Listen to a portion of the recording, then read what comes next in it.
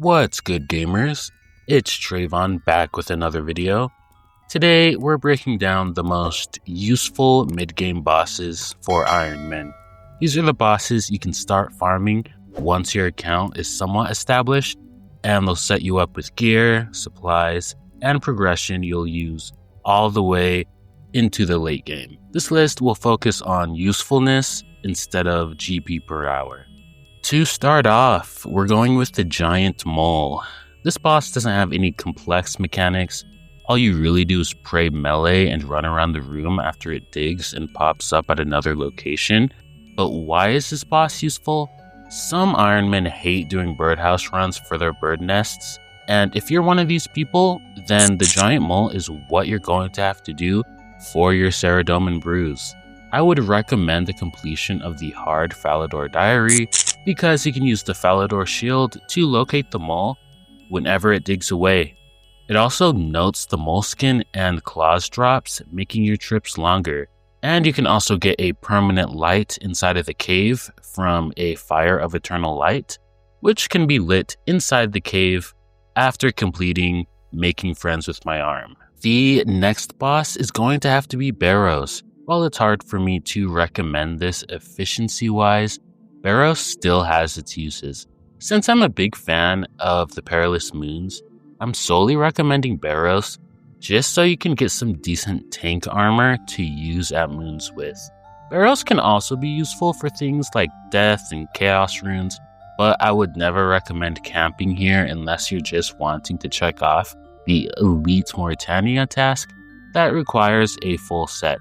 If you do decide to come here, make sure that you have the medium combat achievements completed, just so you can eliminate the prayer drain here. To summarize, just don't stay here longer than you need to.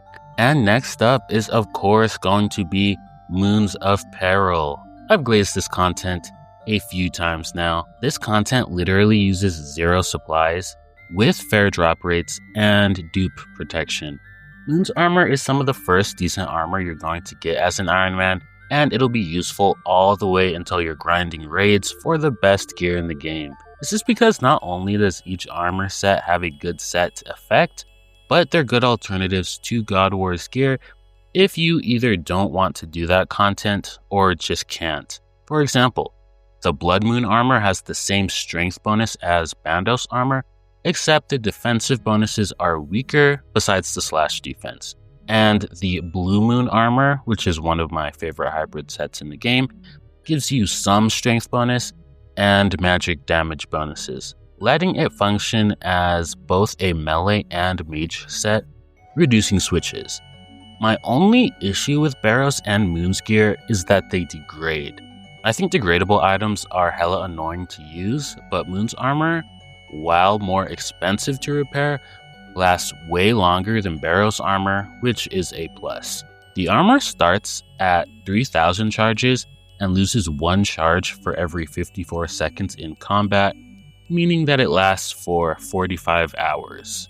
The Crazy Archeologist used to be a staple in Ironman progression. While not hugely popular nowadays, the boss is usually killed for the rune crossbow. Before you go for a Bofa, you don't have a ton of range options. It's either the rune crossbow, bone crossbow, the newer Hunter's Sunlight crossbow, or the Atlatl that was introduced in Varlamore. The only bad thing about the Crazy Archeologist is that they're located in level 23 Wilderness, which a lot of people don't want to go into. Fortunately though, it's single combat, so if you're fighting the boss, you don't have to worry about a PKer ganking you. Of course, I have to mention the recently released Royal Titans. After having the raids prayers for close to a decade now, Jagex has finally decided to give lower leveled players a way to get some upgraded prayers as a way to bridge the gap between the standard prayers and the raid ones. These prayers don't make a huge difference when it comes to PvM, but the slightly increased DPS should help you save a bit of time across hundreds of kills at bosses. Of course, you can solo the Titans, but it's highly recommended to kill them with another person because it's way faster. The notable drops here are, of course, the prayers, but you also have the Twin Flame Staff that has the ability of when casting elemental spells, besides strike and surge spells, the staff will fire off 2 spells at once. The second hit will land, dealing 40% of the damage dealt by the first. And if you have the required runes in your inventory, the staff will automatically cast the elemental spell a monster is weak to. Next up, we have Spindel. Think of this as a budget-friendly version of Venenatis, which is the multi-version of this boss, but Spindel is way easier, way safer, and tucked away in the web chasm at just level 29 Wilderness. You'll need the medium Wilderness Diary to even access Spindel, but once you're in, it's a solid boss for the mid-game. The fight itself is super straightforward. You don't have to deal with the stronger attacks Venenatis has, which means you can actually focus on just farming the drops without stressing too much. As for the drops, they're actually really solid. We're talking rune gear and ammunition like rune knives, chaos, blood, and death runes, plus a bunch of herblore secondaries like red spider's eggs and lipwort roots. You also see some farming seeds like magic and palm tree seeds, which are always clutch for keeping your farm runs rolling. On top of that, Spindel gives you access to the uniques like the Voidwaker gem if you're incredibly lucky, the Voidwaker being one of the best DPS spec weapons in the game, and of course there's the Dragon Pickaxe, a huge milestone upgrade that you're realistically going to need at some point anyway for mining. What makes Spindel shine is that it gives you late game supplies at a mid game level. When I camped it during some Wilderness Slayer, I started stacking up supplies for super restores without even realizing it, and it made other PVM grinds way smoother thanks to the excess restores. Now let's talk about Amoxlital, one of the first bosses that was released in Varlamore. You first fight her during the Heart of Darkness quest, but once that's done, she becomes a repeatable boss you can farm in the ruins of Tepo-Yak.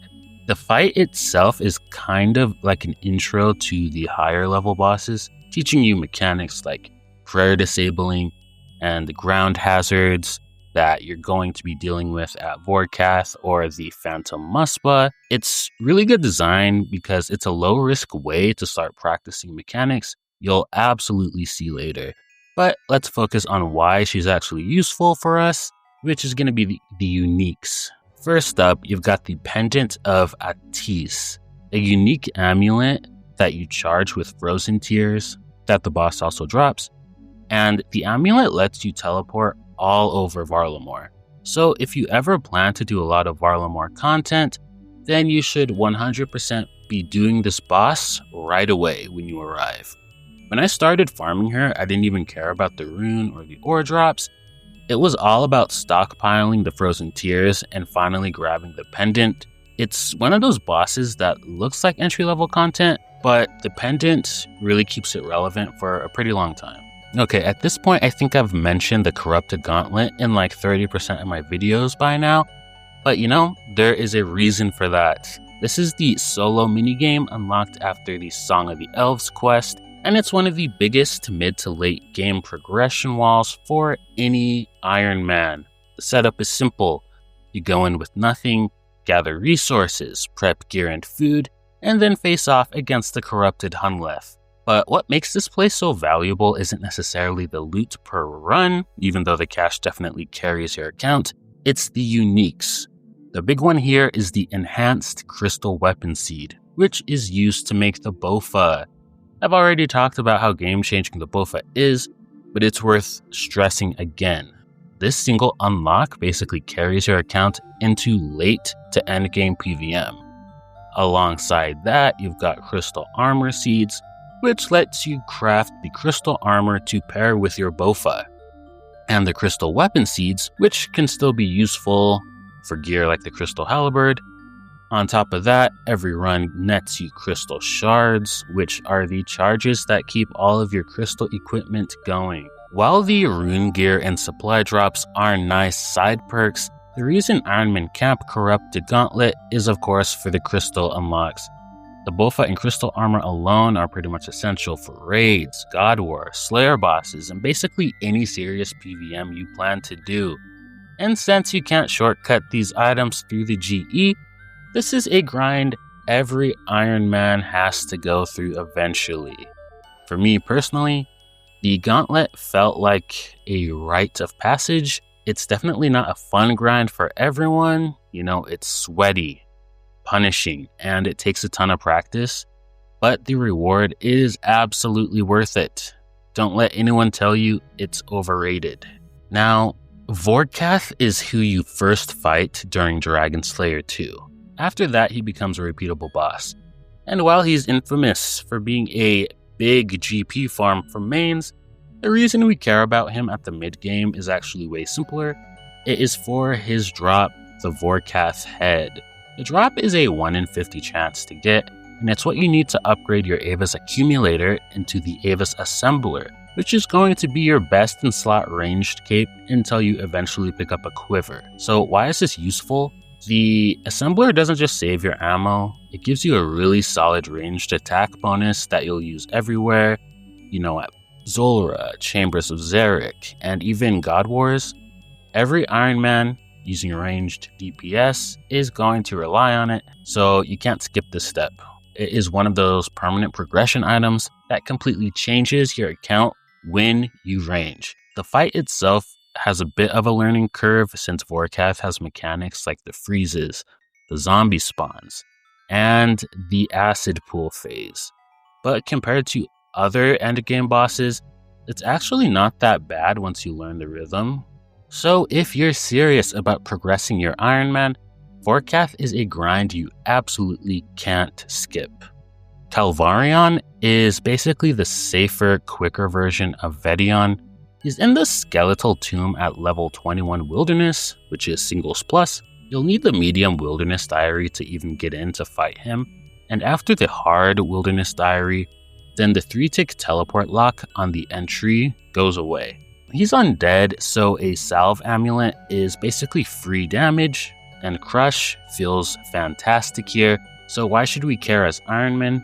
The Sandfuse serums. Calvar'ion drops noted Sandfuse serums at 6 at a time, and it's fairly common, and Sandfuse are pretty much the perfect quality of life potion for certain PvM fights.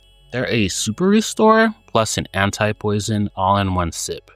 That means fewer inventory slots, fewer bank trips, and way smoother bossing if it involves poison. On top of the serums, his table is stacked with the Iron Man staples. You have Wines of Zamorak for ranging pots, magic logs, oak planks for construction and skilling, noted dragon bones, runes, cannonballs, tree seeds.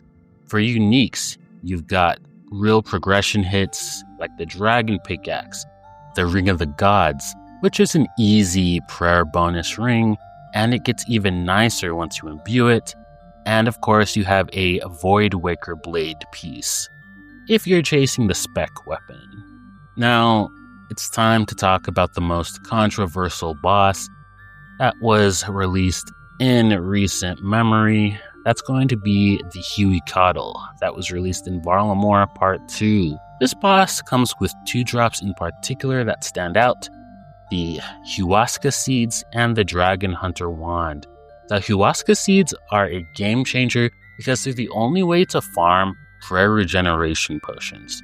As an Iron Man, prayer is one of the most valuable resources since it powers everything from your protection prayers to the late game DPS prayers. So being able to sustain prayer with potions crafted from these Huasca Seeds makes the grind feel way smoother, especially in content where you're worried that your restores are going to be burned through too quickly, like the Inferno. Then we've got the Dragon Hunter Wand. It's actually a really cool addition with some good recent changes, making it more common to get. Most people know about the Dragon Hunter Lance and the Dragon Hunter Crossbow, but the wand is easily overlooked. It's basically your magic counterpart, giving boosted damage against dragons, so you can use it at Ulm if you're doing the Chambers of Xeric. I honestly wish something like this had existed earlier in my account's life because it adds variety to the grind instead of pigeonholing you into something like ranged every time a dragon shows up.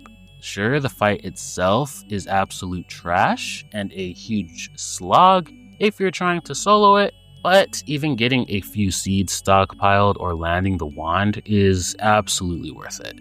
And to finish things off, we're actually going to end with a God Wars boss, Krill. You should do him after you get your Bofa or a Scorching Bow, and if you've ever fought him, you know the fight itself can be pretty brutal, mostly because of the spammable special that cuts right through your prayer while draining half of your prayer points. So it's chaotic enough that most people avoid him unless they have a Slayer task or are just hunting for the uniques. And there's one drop that makes it all worthwhile: the Zamorak Spear. The Zami Spear is one of the most versatile weapons on an Ironman because it starts as a strong stab weapon, which makes it a go-to option for bosses weak to stab, so it's highly useful in Toa, or you can use it as a very good crush weapon.